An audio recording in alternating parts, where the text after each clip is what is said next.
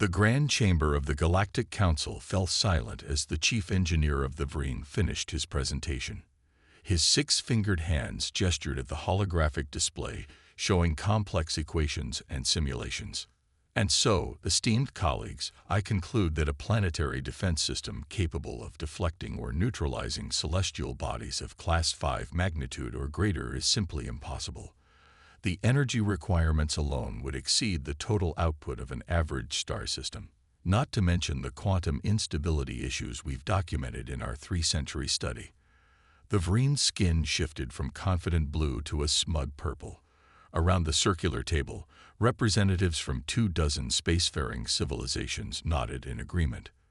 The Orhan delegate, a being composed of crystalline structures, chimed in with a musical tone. Our scientists concur.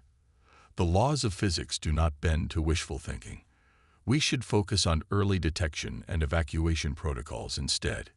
Captain Jack Miller sat quietly at the human section, the newest addition to the council. Earth had only gained membership 30 years ago, making humans the youngest species represented.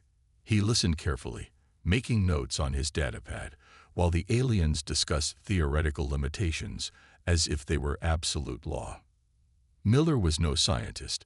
He was a military man chosen to represent Earth because of his calm demeanor and diplomatic skills. But something about the dismissive tone of the older species bothered him. Humanity hadn't survived its turbulent history by accepting limitations. Does the human representative have anything to add? The council moderator, a tall, willowy being, turned its attention to Miller. Standing up, Miller cleared his throat. Thank you, moderator. Earth appreciates the detailed analysis from our esteemed colleagues. We will study your findings with great interest. He sat down without elaborating further. No need to reveal Earth's plans just yet, especially when those plans weren't fully formed. The meeting with General Powell didn't go well. The holographic projection of Earth's defense chief looked grim as Miller finished his report. So they all agree it can't be done? Powell asked, her weathered face betraying concern. Unanimously, Miller replied. The Vreen were particularly insistent. Their civilization has been studying this problem for over 300 years. Powell's image flickered as she reached for something off-screen. Well, that's inconvenient timing. I've just received the latest data package from Deep Space Observatory 6. Miller's stomach tightened. How bad? It's confirmed. Object designation Doomfall is on a direct intercept course with our solar system. Initial measurements put it at approximately 300 kilometers in diameter, composed primarily of dense metals and ice. Current trajectory will bring it through the heart of our system in about 5 years. Evacuation plans? Miller asked, though he already knew the answer. With current technology, we could maybe save 10 million people out of 10 billion. Powell's voice was flat. And that's assuming we get help with transport ships from the council races. Miller leaned back in his chair, looking out the viewport of his quarters at the endless starfield. 5 years to solve a problem that apparently couldn't be solved. Send me everything we have on defense system concepts. Everything, even the crazy stuff that got rejected. There's no point, Jack. You heard the experts. It can't be done. Miller smiled thinly. They've never met humans under pressure. 2 weeks later, Miller stood in a vast underground facility beneath the Olympus Mons on Mars. Around him, Earth's best and brightest were assembling for what many already call a fool's errand. The room quieted as he stepped onto the small platform. No speeches had been prepared. There wasn't time for ceremony. You all know why you're here, Miller began, looking around at the assembled faces. In 5 years, an object large enough to end all life on Earth will tear through our solar system. The Galactic Council races have determined that stopping or deflecting such an object is impossible. He paused, letting that sink in. Our job is to prove them wrong. A murmur went through the crowd. Miller gestured to his right, where a tall, lanky man with disheveled hair and a woman with sharp eyes and a determined expression stood. This is Dr. Tom Reed, theoretical physicist, and Dr. Lisa Gray, materials scientist. They'll be leading our technical teams. The challenge before us has never been solved by any species in the galaxy. We have limited resources, limited time, and frankly, limited support from Earth's own government. Miller's eyes swept across the room. Many of you were chosen because you've proposed solutions that were rejected as too radical or unlikely to work. Now's your chance to prove your ideas have merit. From the back of the room, a voice called out, "What if they're right? What if it is impossible?" Miller nodded, acknowledging the fear behind the question. The word impossible has an interesting history on Earth. Flight was impossible until the Wright brothers. Splitting the atom was impossible until we did it. Landing on the moon, curing certain diseases, instant global communication, all impossible until humans made them possible. He stepped down from the platform. We have 5 years to do the impossible one more time. Let's get to work. 3 months into the project, the first major test failed spectacularly. The energy containment field collapsed, vaporizing the test equipment and nearly breaching the facility's safety shields. "Well, that approach is definitely off the table," Reed said, reviewing the data as emergency systems cleared the smoke from the chamber. Gray nodded, her fingers tracing through holographic material analysis. The quantum fluctuations were even more extreme than predicted. No material we can fabricate could withstand those forces. Miller watched them from the observation deck, joined by an unwelcome guest. The Vreen observer, sent by the Council to monitor their progress, made a sound like bubbling liquid, their version of laughter. "Captain Miller, my government appreciates your determination, but this effort remains futile. Perhaps now you will accept our offer of limited evacuation assistance." Miller didn't look at the alien. "Request declined. We're just getting started." Later that night, as most of the team slept, Miller found Reed still working, surrounded by floating equations. "Any insights?" Miller asked, offering coffee. Reed took the cup absently. "Maybe. The traditional approach using energy shields won't work. We knew that. But what if we don't try to stop it at all?" "Explain." "We've been thinking about this as a wall to stop a bullet," Reed said, eyes bright with new ideas. "But what if instead we create a path of least resistance, a way to guide Doomfall safely around Earth using gravity itself?" Miller considered this. "Can we manipulate gravity on that scale?" "Not directly. But if we positioned enough mass at precisely the right points." Reed's voice trailed off as he began running new simulations. For the first time since learning about Doomfall, Miller felt a spark of genuine hope. As humanity had done countless times before, they weren't accepting the impossible. They were redefining the problem. The race against time had truly begun. The Martian sunrise cast long shadows across the expanded facility that now sprawled across the red planet's surface. What had begun as a small underground base had grown into a complex of domes, testing areas, and makeshift living quarters. Earth's last hope was taking physical form. Tom Reed stood at the main viewport, dark circles under his eyes, watching as massive construction robots positioned the first full-scale gravity lens array. The structure looked deceptively simple, a series of concentric rings supporting what appeared to be ordinary metal plates. "Those aren't just metal, you know," said Lisa Gray, joining him at the window. She handed him a steaming cup of coffee. "Each panel contains layers of the new composite, billions of precisely arranged particles that can bend gravitational waves when energized." Reed nodded tiredly. "If it works." "It has to work," she replied simply. Behind them, the command center buzzed with activity. Teams of engineers monitored construction progress, while scientists ran simulation after simulation. Captain Miller moved between groups, checking status reports and offering encouragement where needed. The Vreen observer, who had taken to calling himself Smith for the humans' convenience, watched it all with undisguised skepticism. "Your species continues to impress with its determination, if not its wisdom," Smith said as Miller approached. "My government has analyzed your latest designs. They remain unconvinced." Miller shrugged. Then why are 3 more observer ships on their way here?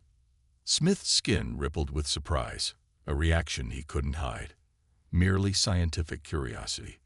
Or maybe they're starting to wonder if we're onto something, Miller suggested with a slight smile. Your scientists have requested our material composition data twice now. Smith made no reply, but his skin darkened to a deep blue, the Vreen equivalent of discomfort. 2 months later, disaster struck. During the first power-up test of the gravity lens array, a calibration error caused a resonance cascade. The energy buildup tore through the testing grounds, destroying equipment worth billions and killing 2 engineers who couldn't evacuate in time. The funeral was brief. There wasn't time for extended mourning. But the loss hit the team hard. Reed took it especially poorly, locking himself in his lab for 3 days afterward. Miller found him there, surrounded by broken equipment and discarded calculations. The Vreen were right, Reed said without looking up. We can't control gravitational forces precisely enough. The more power we add, the more unstable the system becomes. Miller leaned against a workbench. So we need a new approach.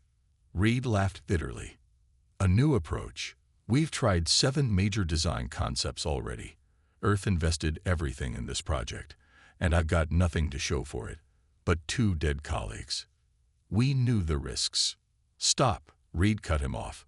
Just stop with the motivational speeches. This isn't a movie where humanity triumphs through sheer willpower. Sometimes physics just says no.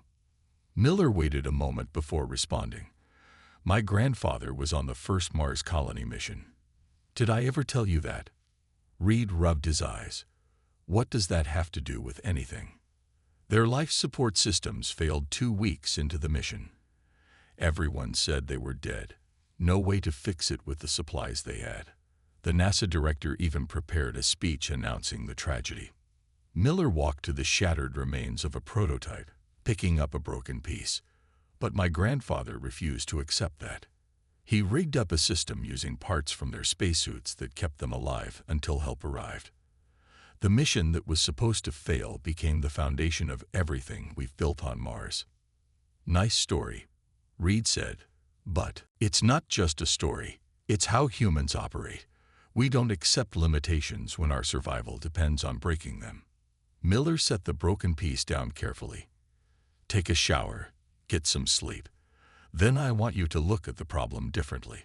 Stop trying to control gravity directly. Reed was about to argue when the door hissed open. Lisa Gray entered, holding a data tablet. You should see this, she said, handing the tablet to Reed. It just came through from that underground research team in Europe. Reed's eyes widened as he scrolled through the data. This changes everything. What is it? Miller asked. They've managed to create quantum entanglement between graviton particles. Gray explained. It means we could potentially create a distributed network effect instead of trying to generate all the force from a single point. For the first time in days, Reed's face showed a flicker of hope. A single lens can't handle the power requirements, but what if we built multiple smaller lenses that work together? The news from Earth grew worse each month. Public panic about doomfall led to social unrest. Some religious groups declared it divine punishment. Others formed end-of-the-world cults. The global economy struggled as people questioned the point of long-term investments. Meanwhile, the Martian facility became the center of unexpected diplomatic activity. The Orhan sent their own observers, crystalline beings who watched the humans work with growing interest. Even the reclusive Telari, masters of gravitational technology, dispatched a scientific team. They're hedging their bets, Miller explained to his team during a rare moment of relaxation in the base's small recreation area. No one believes we'll succeed, but they want to be first in line if we do. Speaking of betting against us, Gray said, nodding toward the entrance where a tall, distinguished-looking man in an expensive suit entered, flanked by security. Here comes trouble. James Wilson, Earth's Treasury Secretary, had become the project's most vocal opponent. He approached their table with a tight smile. Captain Miller, a word, please. Miller excused himself, and followed Wilson to a private corner. "The Security Council has voted," Wilson said without preamble. "Project Doomfall is being scaled back by 60%, effective immediately." Miller stared at him in disbelief. "We're making real progress.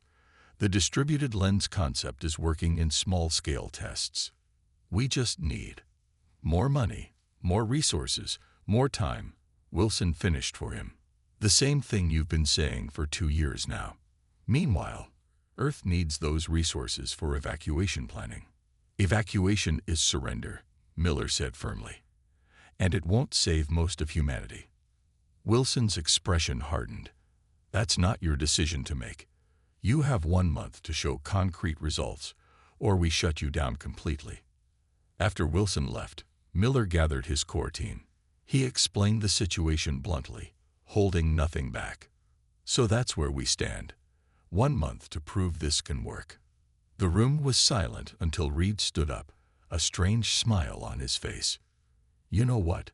This might be exactly what we need." "Budget cuts and a deadline?" Gray asked incredulously. Reed shook his head. "No, being forced to think smaller." He activated the room's holographic display, showing their current design. "We've been trying to build something massive enough to affect Doomfall directly. But what if instead we build something small enough to deploy in large numbers?" He manipulated the display, breaking their design into hundreds of smaller units. Microlenses working in perfect synchronization across the entire solar system. Each one barely affects space-time on its own, but together. Miller studied the new concept, hope rising in his chest. "How quickly can we prototype this?" Reed glanced at Gray, who was already running calculations. She looked up with determination in her eyes. 2 weeks for the first test unit. 3 more for a small network demonstration. Miller nodded.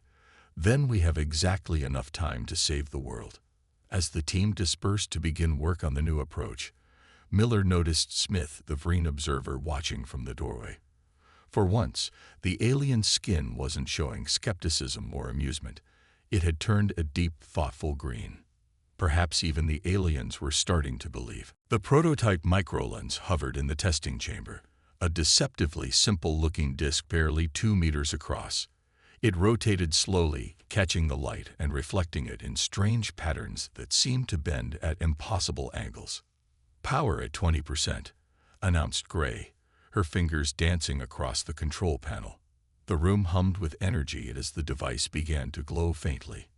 Reed watched the readings intently. Gravitational field holding steady.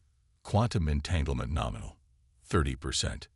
Miller stood back, arms crossed, trying to project confidence he didn't entirely feel.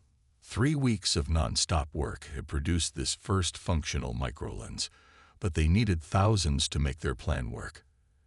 And time was running out. 40%, Gray called. The hum intensified. Smith the Vreen and representatives from 4 other alien species watched from behind shielded glass. Their presence no longer felt like skeptical observation. There was genuine interest now.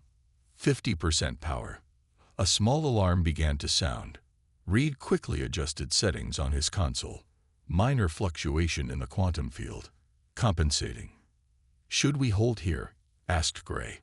Reed shook his head. "We need to know if it can handle full power." Continue. 60%.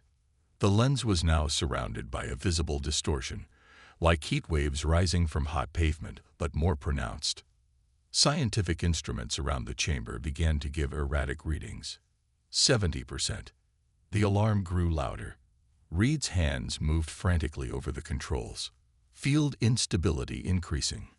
Adjusting calibration. Miller stepped forward. "Reed, if we need to abort." "Just a little more," Reed insisted. "The theory says this should work." 80%. The microlens began to vibrate. Small objects in the room, pens, tablets, coffee cups, started to drift upward, as if gravity itself was becoming confused. Gravitational anomaly forming. Gray shouted over the noise, "It's working."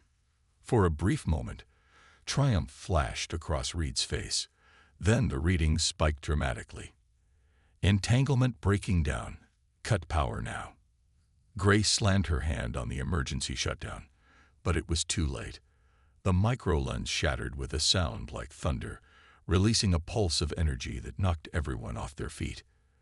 Emergency shields activated instantly, containing most of the blast, but the testing chamber was destroyed. As the alarms blared and emergency teams rushed in, Miller helped Reed to his feet. The scientist's face was blank with shock. "I don't understand," Reed whispered. "It should have worked." 7 broken ribs, 13 concussions, and equipment worth billions destroyed. James Wilson's holographic form paced in Miller's office later that day. "The Security Council has seen enough, Captain. Project Doomfall is terminated, effective immediately." Miller leaned forward.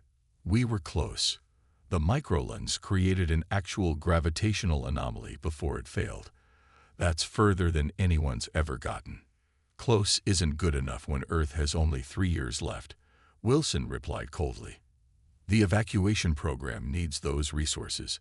I'm sending transport ships to return your team to Earth." After the transmission ended, Miller sat alone in the darkened office. For the first time since the project began, doubt crept into his mind. What if the Vreen and others were right? What if some problems truly were unsolvable? A soft knock interrupted his thoughts. Smith the Vreen stood in the doorway. "I monitored your conversation with your government," the alien said without apology. "Your species can be remarkably short-sighted." Miller laughed bitterly. Coming to gloat, Smith, finally proven right about impossible tasks. The Vreen's skin shifted to a color Miller had never seen before, a deep, reflective gold. "On the contrary, I came to offer help." The next morning, Miller called an emergency meeting of the core team. Reed looked terrible, having not slept since the disaster. Gray's arm was in a sling from injuries sustained in the blast. Several chairs remained empty. Team members already departed for Earth. "I'll be direct," Miller began. "Earth has pulled our funding. Officially, Project Doomfall is over." Murmurs of defeat spread through the room. "However," Miller continued, "we've received an unexpected offer." He nodded to Smith, who stood in the corner. The Vreen stepped forward.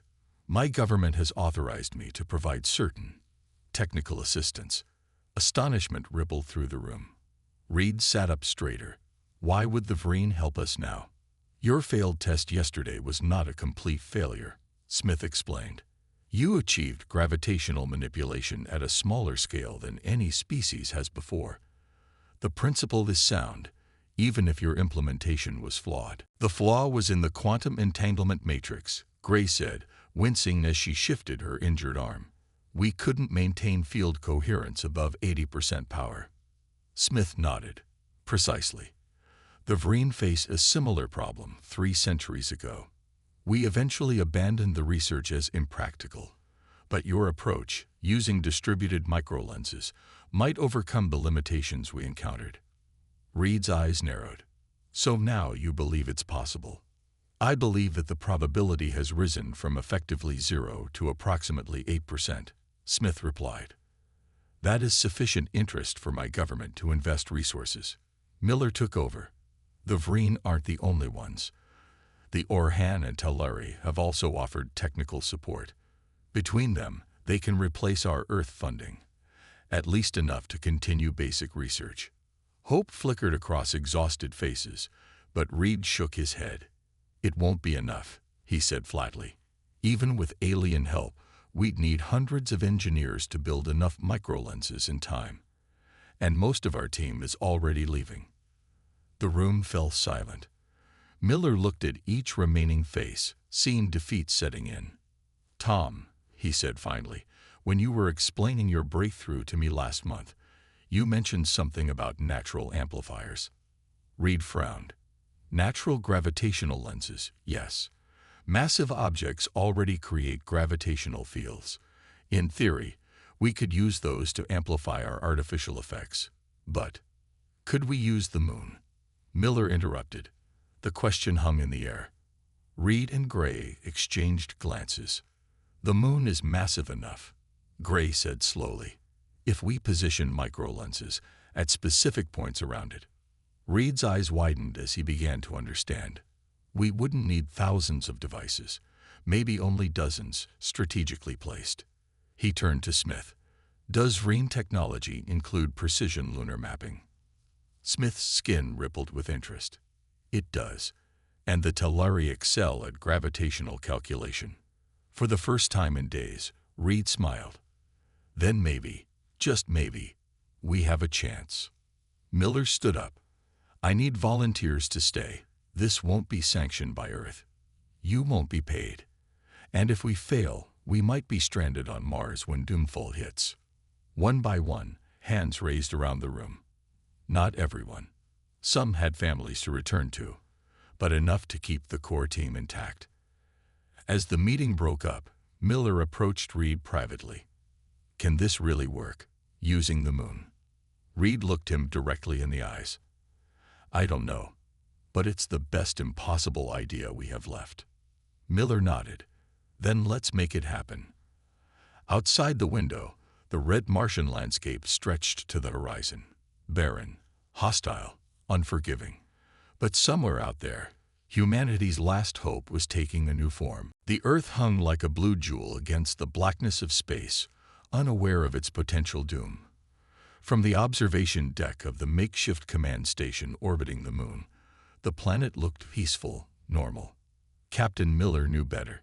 In the 18 months since Project Doomfall went underground, Earth had changed dramatically. Most governments had shifted resources to evacuation programs.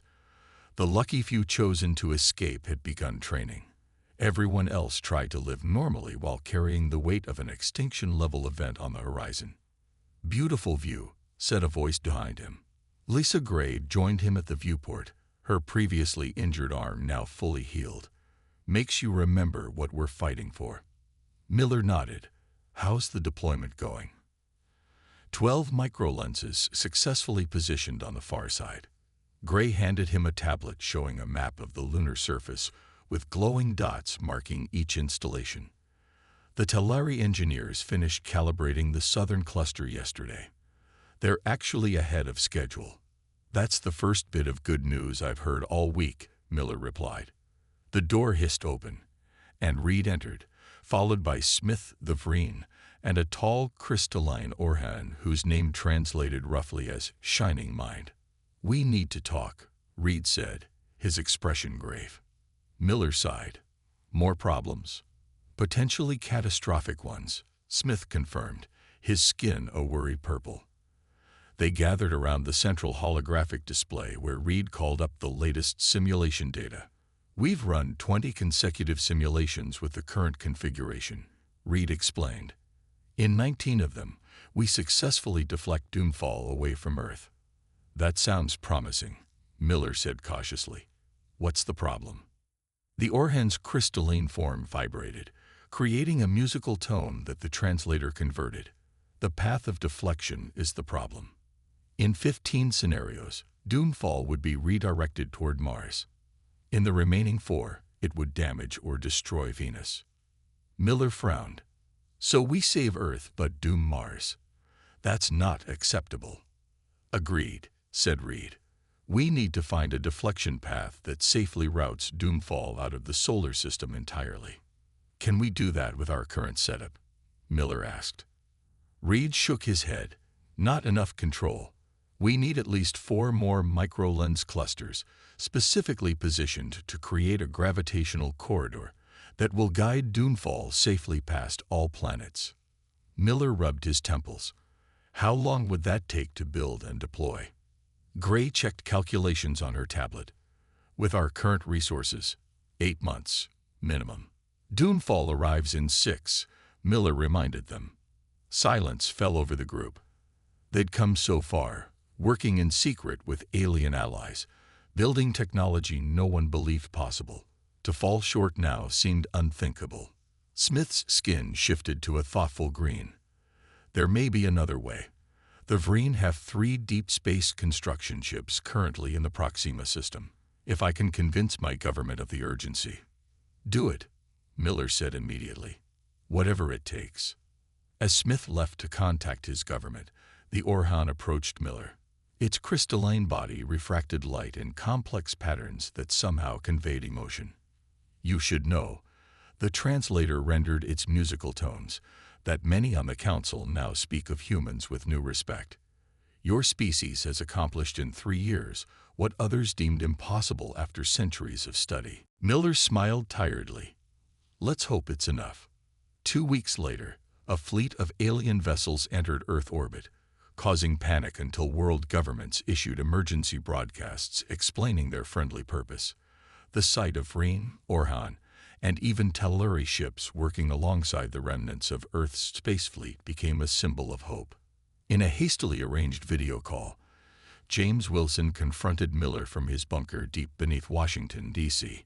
"You went behind the council's back," Wilson accused, "entered into unauthorized agreements with alien powers, continued a project that was officially terminated." "Yes," Miller admitted simply. Wilson's anger seemed to deflate in the face of Miller's calm. "Will it work? Really work?" "We have a 78% probability of success now," Miller replied. "The additional lens clusters are being deployed as we speak." Wilson shook his head in disbelief. "The aliens are saying you've revolutionized gravitational physics, that this technology will change interstellar travel forever." "That wasn't our goal. We just wanted to save Earth." "If you succeed," Wilson said quietly, "you'll be heroes. If you fail—" Miller finished the thought. "If we fail, there won't be anyone left to blame us." With 1 month remaining before Doomfall's arrival, the full network was finally deployed. 24 microlens clusters strategically positioned around the Moon and at key points throughout the solar system. Each cluster contained dozens of individual lenses, all quantum entangled to work as a single system. The command center, once a makeshift facility, had evolved into an impressive operation with teams of humans and aliens working side by side. The central chamber buzzed with activity as final checks were conducted. Reed stood at the main control station, reviewing diagnostics with Gray and a team of alien engineers. His once disheveled appearance had given way to focused intensity. "Power systems check complete," Gray announced. "All clusters reporting optimal levels. Quantum entanglement synchronized," added a Telluri engineer, its voice like distant thunder. "Field stability at 99.7%. Reed nodded, satisfied. "Begin final calibration sequence." As the system powered up for its pre-deployment test, Miller felt the weight of humanity's future on his shoulders. In a matter of weeks, they would know if their impossible project had succeeded. Smith joined him, watching the flurry of activity. "Your species continues to surprise us, Captain Miller. Even now, some on the council believe this will fail." "What do you believe?" Miller asked. Smith's skin turned a reflective silver, a color Miller had learned indicated respect. "I believe humans have a gift for defying expectations." The test proceeded smoothly until the power reached 90%. Then alarms began to sound. "Energy fluctuation in the primary control cluster," Gray called out. "Compensating." Reed's hands flew over the controls. "Lock it down. We can't risk damage this close to deployment." The system stabilized, but Reed's expression remained troubled as he examined the readings. "What happened?" Miller demanded. "The power load is pushing the quantum entanglement to its limits," Reed explained. "We can maintain stability up to 90%, but Doomfall will require 100% power, possibly more." The Orhan engineer chimed in, its crystals flashing with concern. "If entanglement fails during the actual event, the entire network could collapse," Reed finished grimly. Miller looked around the room at the mixed team of humans and aliens who had worked tirelessly to build the impossible. "Options." After a moment of silence, Gray stepped forward. "We need someone at each major cluster to monitor and manually adjust the quantum fields if necessary." "That would mean positioning teams throughout the solar system," Reed pointed out. "And if the system fails catastrophically," the implication was clear. Anyone positioned at the clusters would be at ground zero if the gravitational fields collapsed. Miller straightened his shoulders. I'll take the primary control cluster. Reed, you coordinate from here. Gray asked for volunteers for the other positions, humans and aliens alike. Reed started to object, but Miller cut him off. This is what we've been working for. We take the risk together. As Miller left to prepare, Smith followed him into the corridor. My government has authorized me to assist at one of the secondary clusters, the Vreen said. It seems I've developed what humans call investment in this project. Miller smiled. Welcome to the team, Smith. In the final days before Doomfall's arrival, ships departed for positions throughout the solar system, carrying the brave few who would manually monitor the network during its most critical test. News of their mission spread across Earth, uniting a planet that had grown increasingly divided as doom approached. For the first time since the project began, people dared to hope. Miller took his position at the primary control cluster orbiting the moon. From his viewport, he could see Earth, still beautiful, still alive. In the opposite direction, though still too distant to see, Doomfall approached. His communication console lit up with Reed's voice. All stations report ready, Captain. Doomfall enters activation range in 6 hours. Miller took a deep breath. Acknowledged. Begin final countdown sequence. The moment of truth was almost upon them. The silence of space enveloped Captain Jack Miller as he made final adjustments to the control panel. Through the viewport of his small command module orbiting the moon, Earth hummed like a fragile blue marble against the blackness. From this distance, there was no sign of the panic gripping humanity, just serene beauty that made everything they had worked for seem even more important. Primary cluster powered to standby mode, Miller reported. All systems nominal. In the Lunar Command Center, Tom Reed acknowledged the report. His normally disheveled appearance had given way to rigid focus as he coordinated the most ambitious engineering project in human history. Copy that, Captain. All stations report ready, Reed replied. His voice sounded strained but steady. Doomfall has crossed Mars orbit. Estimated time to activation threshold, 43 minutes. Around the solar system, 23 other stations maintain similar vigils, each monitoring a critical cluster of microlenses that together formed humanity's last defense. At 8 of those stations, alien engineers from 3 different species worked alongside humans, a cooperation unprecedented in galactic history. Lisa Gray's voice came through from her position at the Venus cluster, quantum entanglement holding at 99.8% across the network. Better than we hoped for. A series of acknowledgments followed as each station reported status. Last came Smith the Vreen, positioned at a critical junction where the gravitational field would need to be most precisely controlled. Jupiter cluster online, Smith said, his translated voice calm. My team is prepared for manual adjustments if needed. Reed took a deep breath. Thank you all. Remember your training. If quantum entanglement begins to fail, do not attempt heroics. Follow emergency protocols and evacuate if the field becomes unstable. Miller smiled grimly at that. Everyone knew evacuation might be impossible if things went wrong. They had all accepted that risk. The minutes ticked by with agonizing slowness. Regular status checks punctuated the silence as Doomfall, still invisible to the naked eye, but blazing clearly on their sensors, approached the activation boundary. T-5 minutes, Reed announced, initiating power-up sequence. Throughout the solar system, the microlens clusters began to glow with energy, drawing power from massive batteries that had taken months to charge. On Earth, power grids dimmed as the final reserves were channeled to the system. 20% power. Miller watched his instruments carefully.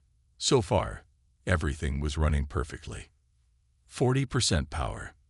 A slight tremor ran through his module as the gravitational field began to form. Small objects inside the cabin, a pen, a water pouch, drifted subtly toward the viewport facing the nearest microlens cluster. 60% power. Warning lights flashed on Miller's console. Minor fluctuation in the primary field.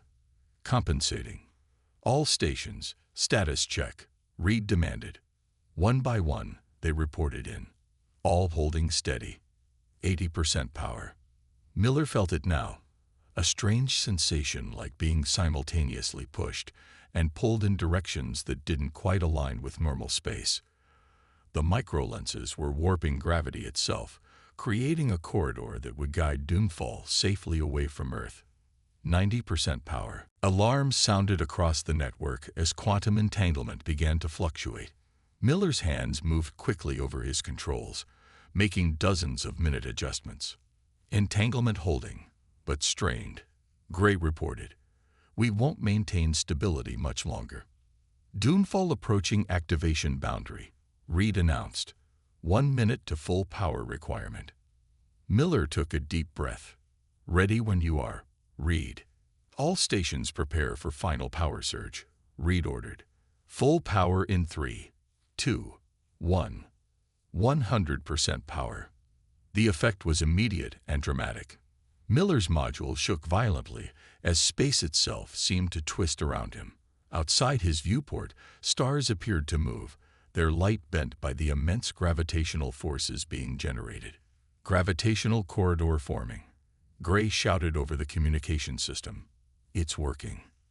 Then, without warning, the primary communication network failed. Every screen in Miller's module went dark. The backup systems activated seconds later, but they showed only local data, no connection to the greater network. "Reed? Gray? Anyone copy?" Miller called, but received only static in response.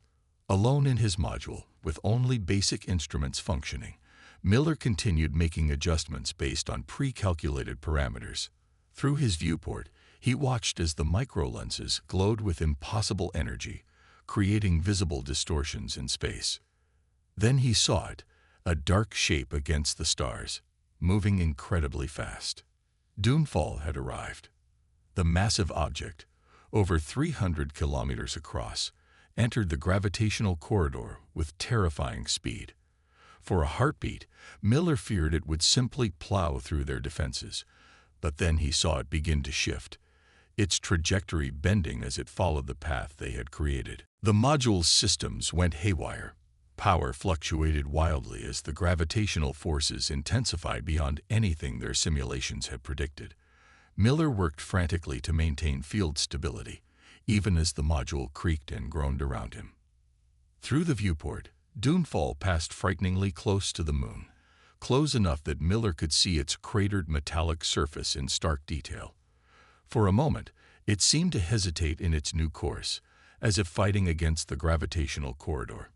Miller diverted emergency power to his cluster, pushing it beyond safety limits. The module's temperature soared as systems overloaded. Warning messages flashed across his screen, but he ignored them. "Come on," he whispered, "just a little farther." As if hearing his plea, Doomfall continued along the corridor, its path now clearly bending away from Earth. Miller watched, scarcely daring to breathe, as the massive object accelerated past the moon and began its journey outward from the solar system. Then darkness fell as all systems, even emergency power, failed completely.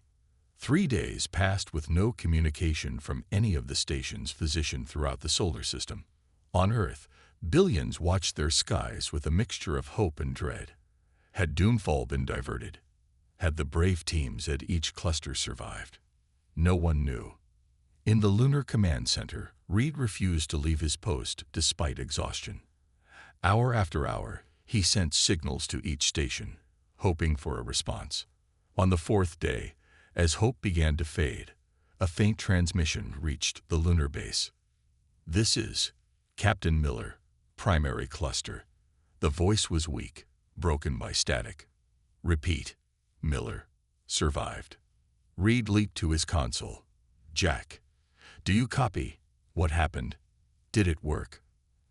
After a long pause, "It worked, Tom." Doomfall passed through, heading out of the system. Another pause, then stronger. "We did it." One by one, other stations began reporting in. Some had suffered severe damage. 3 were lost completely. But the news spread quickly. Doomfall had been successfully diverted. Earth was saved. 6 weeks later, Miller stood before the Galactic Council, now as Earth's official representative. The chamber, once filled with skeptical aliens, now buzzed with excitement and respect. The council moderator addressed the assembly. For the first time in recorded history, a planetary defense system has successfully diverted a Class 5 celestial body. What was deemed impossible has been achieved through unprecedented cooperation between species. Miller looked around at the alien faces, some familiar, some strange. Smith the Vreen sat with his delegation, his skin shimmering with the gold color of respect. Captain Miller, the moderator continued, the Council formally requests access to this technology for the benefit of all spacefaring civilizations. Miller stepped forward. Earth will gladly share our knowledge, with a condition. This technology must be used for defense only, never as a weapon. We propose establishing a galactic defense initiative, with all member species contributing equally. The chamber erupted in discussion. Such an arrangement was unprecedented. As the debate continued, Reed and Gray joined Miller in a quiet corner. They'll agree, Gray predicted. They need this technology too badly to refuse. Reed nodded, and humanity has proven its worth. We're no longer the newcomers begging for a seat at the table. Miller looked out at the stars visible through the council chamber's vast windows. Somewhere out there, Doomfall continued its journey into deep space, deflected by human determination and ingenuity. You know what I keep thinking about, Miller said. That first meeting, when they all said it couldn't be done. Reed smiled. Next time someone says something's impossible, we'll say we've heard that before, Miller finished. Beyond the windows, the galaxy stretched endlessly, filled with challenges that awaited a species that refused to accept limitations, a species that had proven, once and for all, that the impossible was merely waiting to be achieved.